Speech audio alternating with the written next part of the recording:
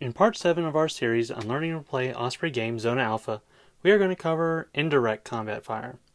The indirect fire rules cover those weapon systems capable of hitting targets that a model does not have line of sight to.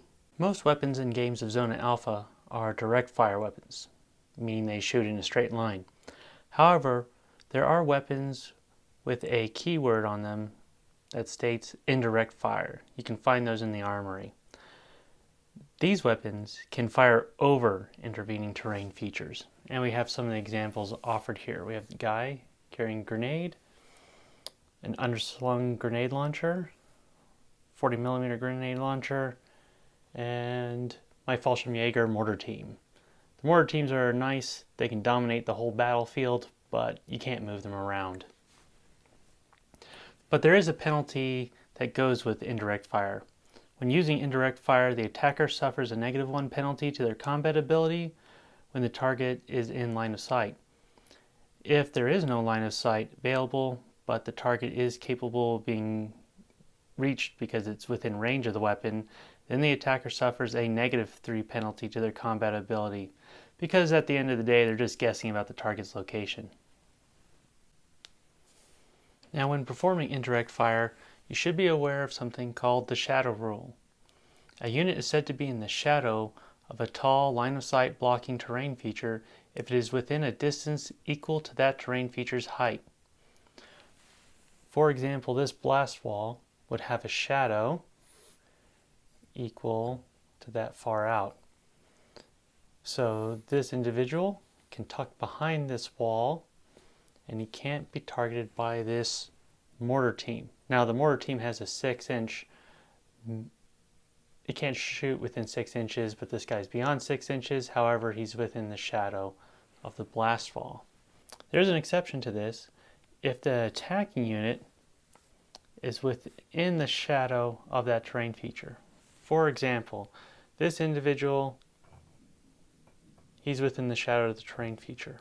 However, the guy throwing the grenade, his indirect fire weapon, is also within the shadow. So they're assuming just a simple parabolic arc to pop over. Now the mortar team might be able to do that if you can get within this side of the shadow, but also try to avoid, being under that 6 inches, which would be kind of tough for it to do. And that makes sense with when you're using a full mortar to something that close. So the shadow rule is there to reflect the nature of indirect fire and parabolic arcs for abstractions in this gameplay. It reflects the idea that a munition's trajectory can't abruptly drop down out of a natural arc. Now let's discuss what happens when you miss with an indirect fire attack. Whenever the indirect fire attack misses the intended target, you have to determine where that munition is actually going to detonate, and you'll do that with a D10. So per attack, per mortar round, per grenade that misses, you'll roll 1d10. So you'll take the point, let's say they were targeting there and they missed, you'll roll the d10 and we get a 5. You take the 5 and you divide that by half. So you'll get 2.5 inches. And what happens is you'll use the direction the point of the D10 is pointing, and so you'll say from this intended target, the blast template will move 2.5 inches. So in the case of the hand grenade that this individual throws over here, misses, rolls a 5 and rolls in that direction, we'll have to move it 2.5, and that might actually be far enough. Actually, this is a 3-inch blast template, so he's still going to get hit by it. And if it had been the mortar team that attacked him and just got, 2.5, the thing is, if the mortar misses, the round is going to be big enough that it's still going to hurt the guy.